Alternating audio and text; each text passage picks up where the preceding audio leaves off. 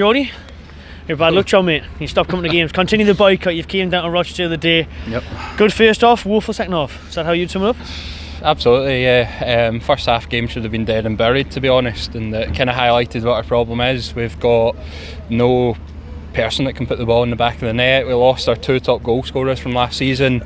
Joe Linton and Mutu playing up together. They just had no understanding when Yedlin and Atsu were getting into good positions out wide. Like, I was watching them and they both made the same run.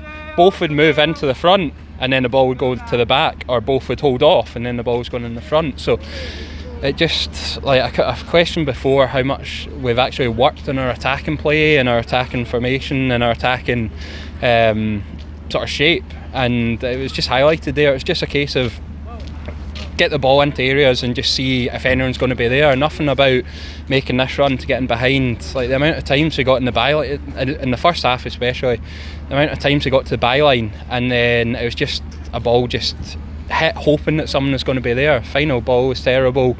The runs from the strikers were terrible, which if we'd been clinical we could have been 3-4 up probably in the first half, and then the second half we couldn't even put 2 or 3 passes together. We just let Rochdale back into it. When you come to a place like this, you just get ahead, just see the game out, just get the 3 points, get the win and get the tie over and done with, and then on to the next round. But we just gave them encouragement. You could see the goal coming a mile off. Dubravka had a few saves just before it, which kind of highlighted what was going to probably happen. It was inevitable they were going to score, the way that our kind of patched up back three as it was. They just they were never going to hold out, and it comes down to just not being clinical. Highlights, we need a striker. Joe Linton, like, took a lot of stick the day from our crowd. Deserved though, wasn't it? He was absolutely shocking. Yeah, absolutely. It was like, I would say bring back Joselu. Like, I hope we kept a receipt for Joe Linton and send him back and then bring in Joselu. I've just never seen, like, how we wouldn't even spend 16 million for years. Mike Ashley wouldn't even cough up that, and then he's saying it's coughed up 40 million to what? Like, I don't get who's seen him and thought, right, we need to buy him.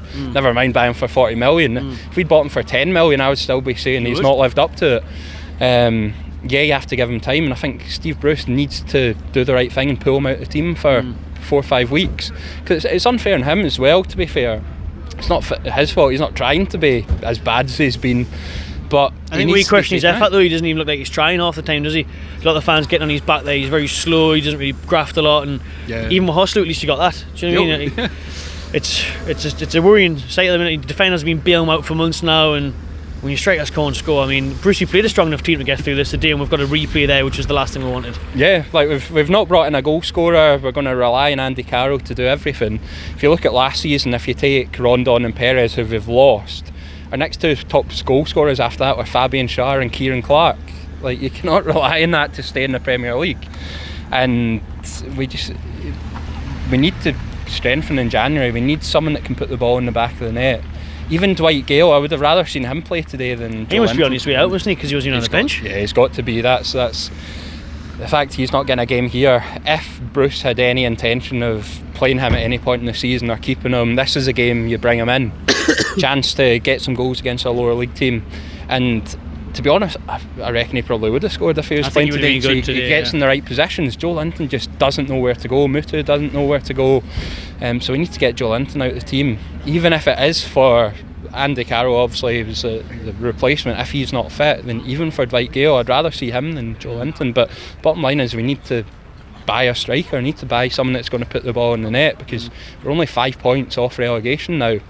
A few weeks ago we were saying, oh, it's all rosy, we're only 5 points off the Europa League places, getting in Europe, and then a couple of defeats in a row. Shows you how tight it is. But 5 points above Villa, I think, make up the bottom, or the third relegation space. I'm worried looking over my shoulder at that, and if we don't invest, then that'll be us that will probably end up there. Alright, cheers mate, good to see you.